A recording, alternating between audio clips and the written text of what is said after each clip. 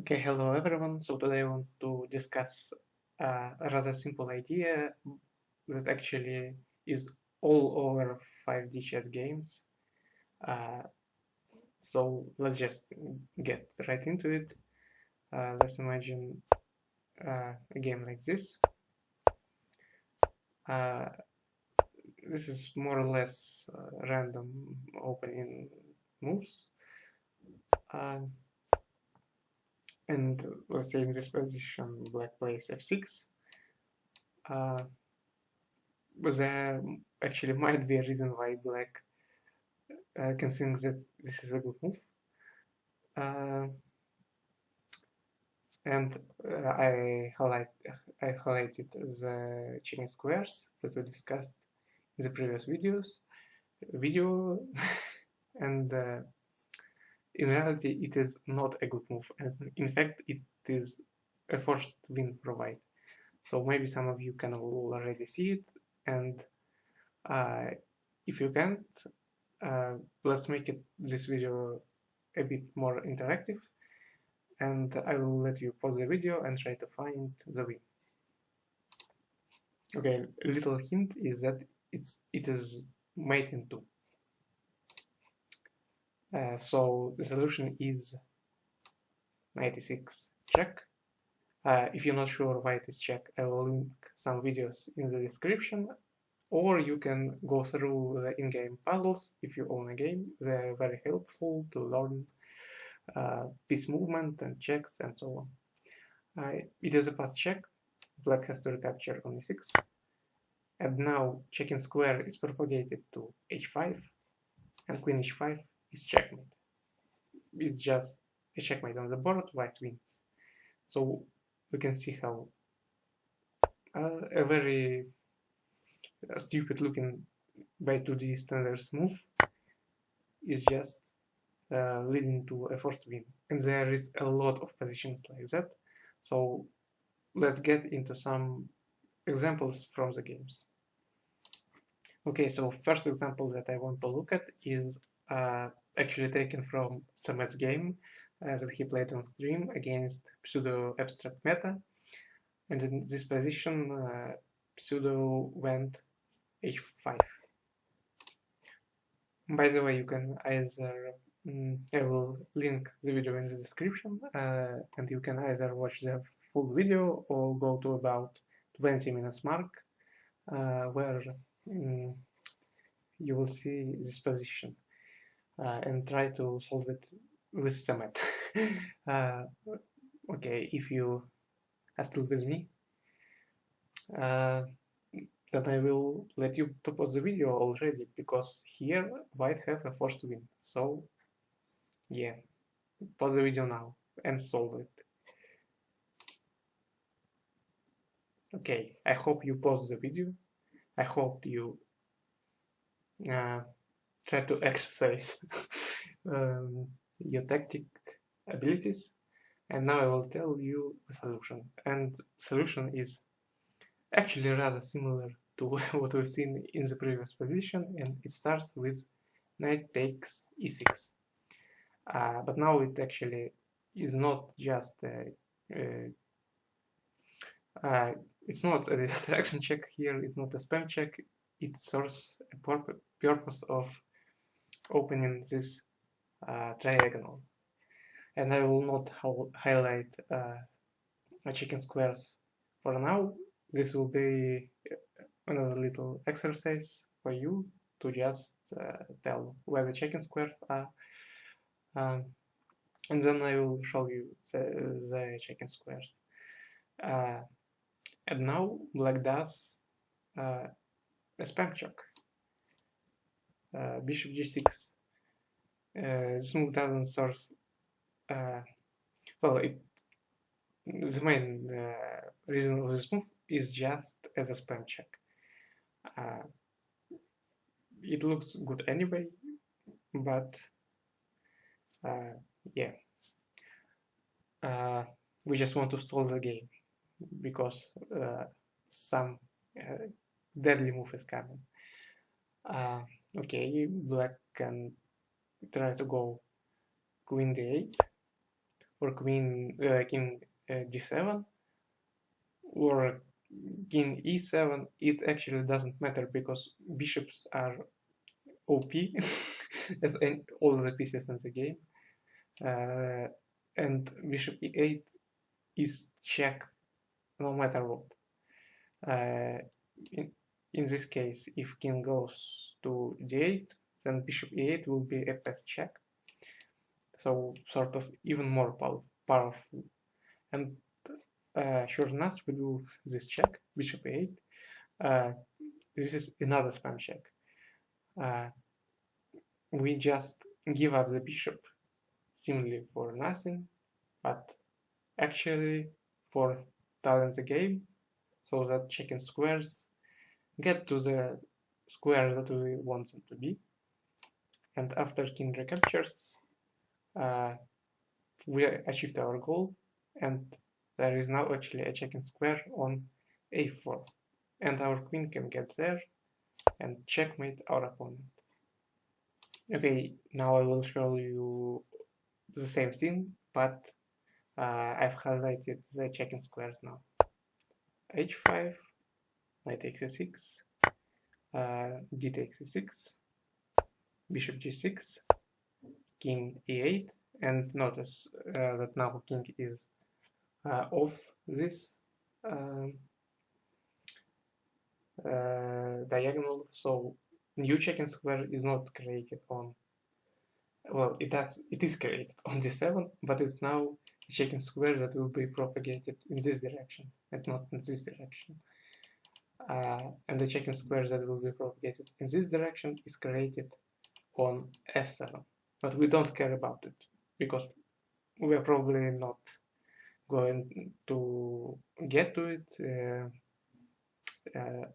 easily, and also we have a checking squares which we can get to very easily and that we care about much more. One of them is here on e8. Well, you can know that it is a check even without this whole checking square system, but I just decided to show it for consistency. And after king recaptures, the only checking square that matters is actually on a4, but well, there's also on b5, and there are many more were created while this king was moving around. So actually black positions would have been very bad anyway here, but of course we only need one in this particular case, and it is a4, and it's checkmate because we pac-man this checking square with our queen. Yeah, by the way, this is one advantage of the checking squares.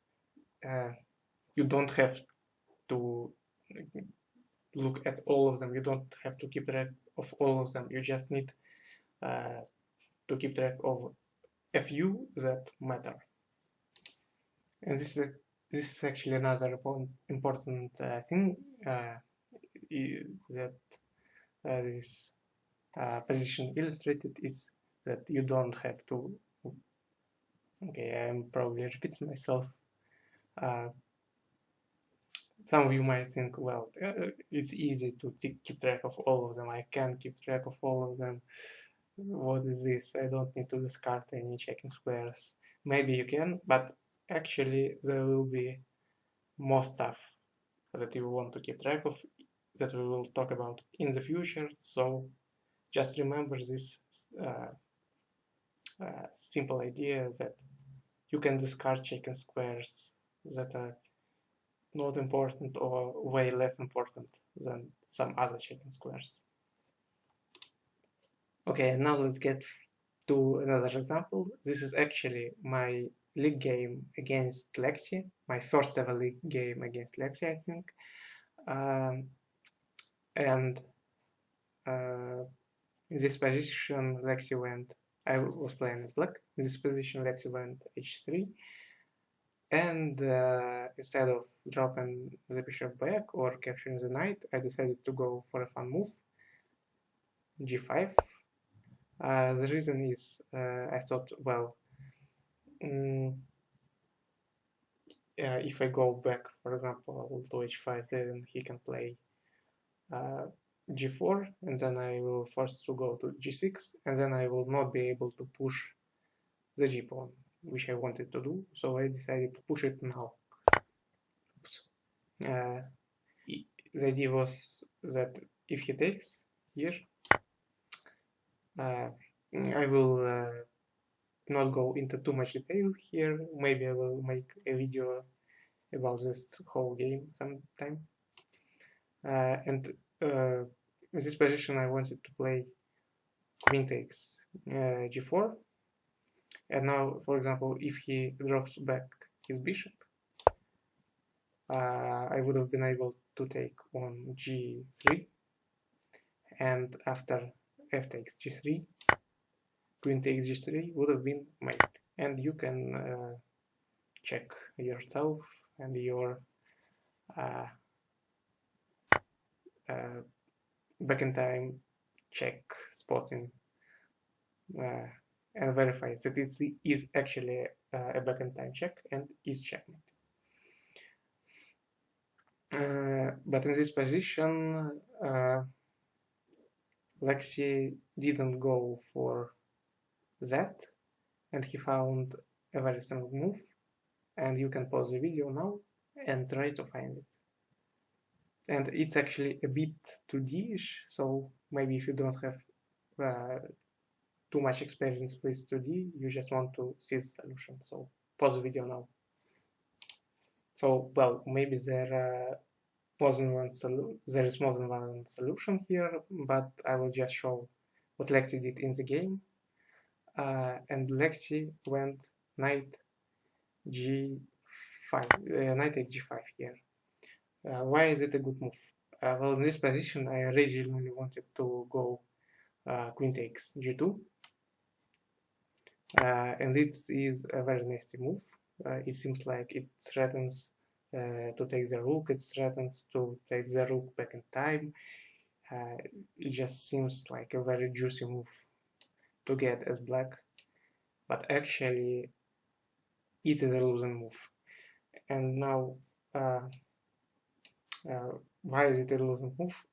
It is because of these spam checks again, and well, there is just a little bit of a fun 2D chess idea mixed in, but I'm sure many of you will be able to find the solution. And in this position, white actually have something like forced mate n4 or in5, and you can, depending on how pedantic you want to be with determining the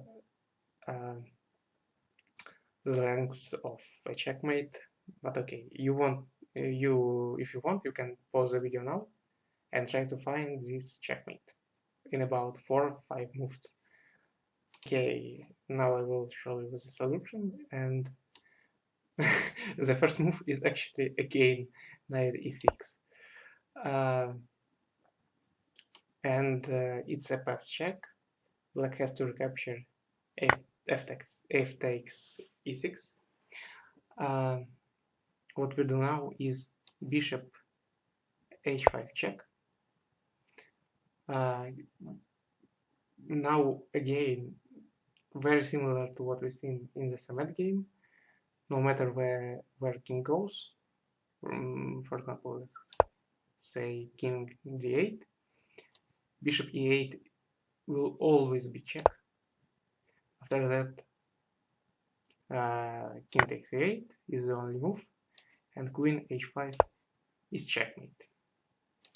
Okay, so this was a very unexpected tactic, and I actually spotted it in the game, and I didn't go for queen g2, but without this queen g2 move, my position is not very good here, and I ended up losing the game. Okay, let's just recap what happened. Yeah, it's just the same distraction check or spam check idea, Oh, okay, it's hard to move. Let's now go in d7, but just there is a little bit of a fun 2D chess idea here, and I don't even know how it is called, where you give way for a more powerful piece by sacking the less powerful piece. Yeah, a very fun checkmate. And congratulations if you got this. So I think this is all that I wanted to talk about in this position. Again, actually, I skipped a lot in this position, but I wanted to concentrate on the tactic of spam check, and I will maybe make a video about just this game with Lexi sometime later. So this is for now. Bye!